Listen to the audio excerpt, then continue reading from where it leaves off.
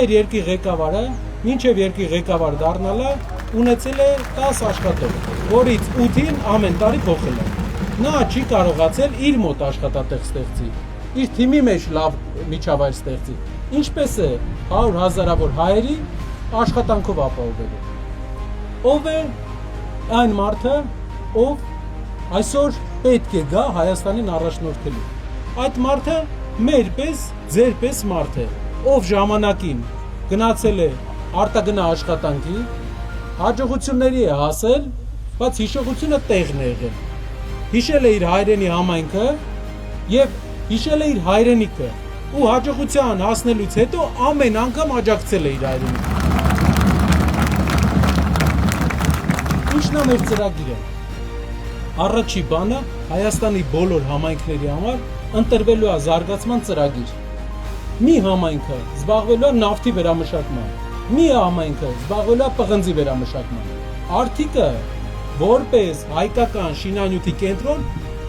տուֆից բռնած բոլոր շինանյութերի արտադրությունը։ Մենք տարեկան ներմուծում ենք $500 միլիոն շինանյութ, կերամիկա, որի կավը այստեղ կա։ Գիտեմ, որ Փանիկի շրջակայքում դուք ունեք կավի հանքեր այստեղ մենք։ Ամեն ինչ կա Հայաստանում տասնյակ հարյուրավոր միլիոնների ներմուծվում է այստեղ։ Փոխանակ Հայաստանում արտադրվի։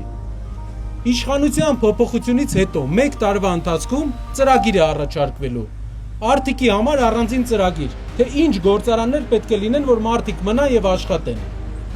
Սա է երկիրը ուժեղացնելու ամենահեշտ ճանապարհը։ Կարող ենք մենք էլ բերենք մի քանի փողոց ռեմոնտ անենք, մի քանի հոգու վրա գորգորանք, ասենք Ժորժ ջան, ձեզ նենց ենք սիրում, տեսեք այն մարդկանց վրա ոնց գորգորացին։ Բայց մեր ու ձեր կյանքը դրանից չի փոխվելու։ Փոխվում է կյանքը այն ժամանակ, երբ կա աշխատատեղ 7000 մարդ արդիկ խոշորացված համայնքում, գործ չունի այս պահին։ Ու գնում է Հայաստանից դուրս 7000 մարդ։ Պատկերացեք ինչ մեծ նշաձող ունենք մենք անելու։ Ամեն օր հանգիստ պետք է աշխատենք ու վերականգնենք Հայաստանի արդյունաբերական հզորությունը, նաև այս համայնքի համար։